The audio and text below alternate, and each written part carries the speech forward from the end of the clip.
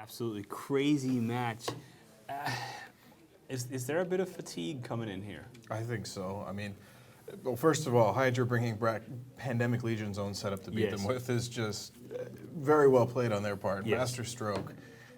But yeah, I don't think Pandemic Legion executed particularly well either. I'm not sure they had much chance in that match to begin with, but Tin King seemed to sleep at the wheel. The logistics pilot for Pandemic Legion, he landed reps in the wrong Celestis to begin with. Yes. When his first Celestis was taking damage, he repped the other one, and then when Seamus Orza's Proteus was taking damage, he got a rep on him, I think about the time he was bleeding in his structure, which on a Proteus is quite a long time, even against that much damage. So it may be that he, fatigue, as you say, is just starting to play a role. To be fair, what a setup to have to fight against with 2 Celestises and 2 Blackbirds. Basically a setup that just ignores all Celestises and Blackbirds due to the just basic drone mechanics. And what a fake out from Hydra throwing Pandemic Legion setups right back in their face. And we actually now have some sort of reason for the Loki ban. Obviously not want to face something with like T3 skirmish links get caught on their sort of kite team when they have no logistics, where if a ship gets caught by something, they're in a lot of trouble. But what an explosive start, and PL in a situation where they've lost a tournament ship. They're down 0-1, and they didn't look too good. Well, I mean, who hasn't lost a tournament ship this tournament? It seems like everybody's lost one. At least 3 teams now. 3 teams. Verge of collapse, and both the finalists now. I wonder if we could get a list of the tournament ships that have been lost during this tournament, because there's a lot of them now, and we tend to lose 1, maybe 2 throughout an entire tournament, but I think we've lost 5 or 6. And we have 3 Atanas. It's crazy. 3 Atanas, a Malice, at least 1 Cambion. Yeah. 1 U2. And then 1 U2, and then now the Adrestia. My mental, I would say we're a fair bet in equaling number of tournament ships lost period ever in this tournament alone. So in the entirety that there's been tournament ships on Tranquility, we may have lost close to the number in just this past 2 weekends. I don't know the exact number, but I think we're rapidly approaching in a trillion-isk lost in ships in this tournament so far.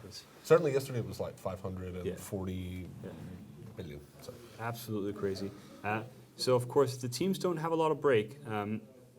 As far as I know, we're running on a 30-minute schedule, so the teams have 30 minutes to do the picks and bans, find new setups, talk a bit of strategy, and we should be seeing the round 2 bans coming up very shortly. Oneros and Loki was the first round of bans for Hydra, Pandemic Legion, the Cambion, and Dominix, and we'll see if those continue. The first time these teams fought in a best of 3, they had the same bans the entire way through, except 1 round where Pandemic Legion forgot to ban a ship. I think this time around, with Hydra kind of faking PL out, bringing their own setup back, I suspect they're going to change their bans. Those bans were tailored specifically to their setup, and they're going to come back with something else the next time.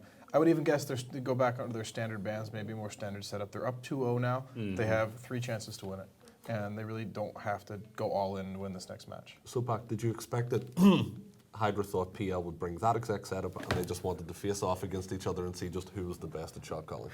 That would be pretty. It'd be amazing to see the 2, mirror match like that. I think Hydra probably would have the edge in that case. But the other thing we talk about the fatigue that PL are dealing with, having fought so many matches, but something we haven't really mentioned is the Hydra guys. I know some of the guys on the team are Russian players who are many time zones ahead of us right now. And I know in the SCL we were on a similar schedule, and by the time we got to this point in the day, they were fighting in the final. For some of those guys, it was 4 or 5 a.m. on a Monday morning. These guys were having to go to work at 8, 9 in the morning. They wanted to finish it up quickly, and they were exhausted, had been up all night. So really on both sides, fatigue can come into play here. And especially for PL, who have fought so many matches today. I mean, they're on match, 1, 2, 3, 4, 5, 6. They're on the 7th match of the day. Can't even imagine. A lot of ships to have ready as well. There's a lot of logistics. There's a lot of different setups that you're ready for. I only have 3 more matches on my... So you should have it's 2-0 to Hydra at the moment? 2-0. And PL would have to win 3 in a row to take it now. Because they went in with 1 up. Hydra went in with 1 up. They went in with 1 up. Right, because they came to the winner's bracket. Of course. All right. That makes complete sense.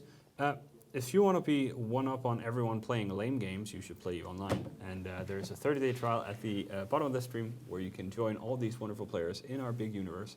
And maybe just step outside your door and there might be a developer. Seems like we have people everywhere. Over 20,000 people on our stream at the moment? Over 20,000? Yeah, 22, yeah. All right. That's pretty cool. 22,000 people with good taste. Next match, I think is somewhere around 25 minutes from now. We're still waiting a little bit for the picks and bans, and while we do that, I think Dolan has something to show us on the iPad. Well, yes, I do. So, of course, we have this wonderful new tool here, and we're going to cut to just the start of the match here, just to see how things break out at the start. So we have here Pandemic Legion in blue and Hydra Reloaded in red. So Hydra clearly has no logistics here. They're going to be looking to kite. We can see all these ships coming down, diving across these teams, trying to just get what they can tackle before they start losing ships. But already we see the Celestis here dying just there. We see the Celestis dropping. So that's already off the field. The big problem here is going to be the guy you want to watch. You're going to see our main man, Seamus. I'm bad. Our main man, Seamus here, coming in, diving down. At the same time, as he's coming down to brawl these guys, he's getting caught out with his logistics all the way up back in the backfield here. Without that logistics support, he just melts under the withering fire of all this drone DPS. And he's just trying to catch tackles. He's not even trying to kill anything at this point. So with moves like that, you're not going to be able to win. You have to be able to support those big, heavy damage dealers like those Proteuses. Otherwise, you're going to get caught out, and it's just going to be the end of you. What was the Hydra ship that's curving down around? It's probably, I'm guessing, a tackler of some sort going back for the logistics.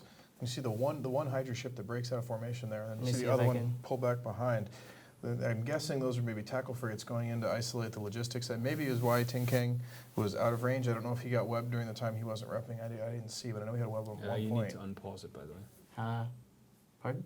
Unpause. You need to unpause it. We're alpha testing the so tools. No, that brings back to the thing. But anyway, we were having some slight technical difficulties with our tool. But as we move forward, we're hoping to get this really, really polished up and get everything working great so that you at home can work on this tool on your own iPad with no technical difficulties whatsoever. And we've had basically a test run. This is an internal tool that we just finished the first version of here, and of course for the next tournament we'll have shiny icons and everything will look really slick. So testing out so far, it's been really cool. A few difficulties, but once it's been working, it's been pretty awesome. I think it'll be great for the teams in particular, the captains, to use in between matches to kind of look at their opponents and analyze the exact flight paths. It's something I played with a little bit earlier this week, and it was really just, you can learn so much from watching the individual pilots. You can track, one pilot all the way through the match. So you want to isolate maybe one of their pilots that tends to fly erratically. You can watch every one of their matches that way and find that one pilot to isolate. And it's just a fascinating tool. I can't wait to see it live. When it comes to the New Eden Open too, it'll be wonderful to watch. Yep. Yeah, absolutely.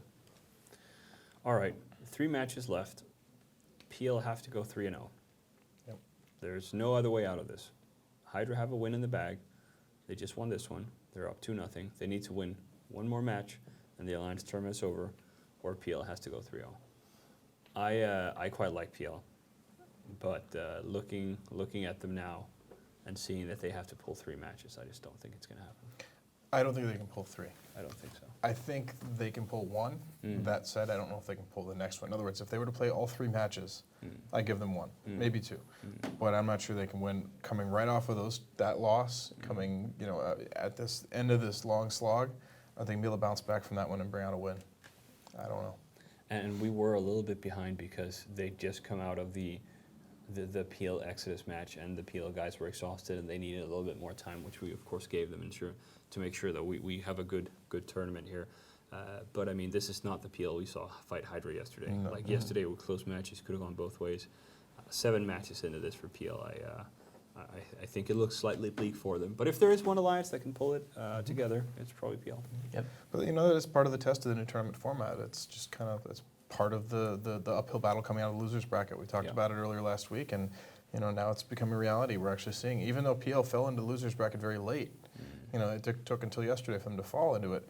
We were talking about teams like Hun coming from really deep in the losers bracket. This is the road they would have had to take too, and it would have been even worse for those guys. So you really don't want to drop a match in this tournament format. Yeah, and it's not that these teams can't sit down and play for this extended period of time. When they sit down and practice, they can practice for hours and hours and hours. The biggest problem, I think, is the mental taxation when you identify a problem, Yes. but then you don't have the time to solve that problem before you're forced into the next match where new problems are created, problems compound, and eventually the mental math that they have to do in between matches can get so complex that they just give up and throw their hands in the air. And there's also the adrenaline dump. I mean, having flown in tournament matches all the way since AT4, no matter how many times I fly in a tournament match, I always get that rush of adrenaline the moment I land on the field. Doesn't matter if I know we're going to win. I look at the comp and go, we're going to wipe the floor with this. You get a little shot of adrenaline, and coming out of that match, you're exhilarated, but you're exhausted. You want to just walk away, go have a cold one, sit in a couch, take a deep breath. And for these guys to have to jump right back in it and go right back into another match, it's putting them through the ringer for sure. I'm exhausted, and I'm not really doing anything. Poor guys. All right, we're going to take a quick commercial break, but we are winding up. I think there's about 15 minutes or so until we see the third best-of-5 match.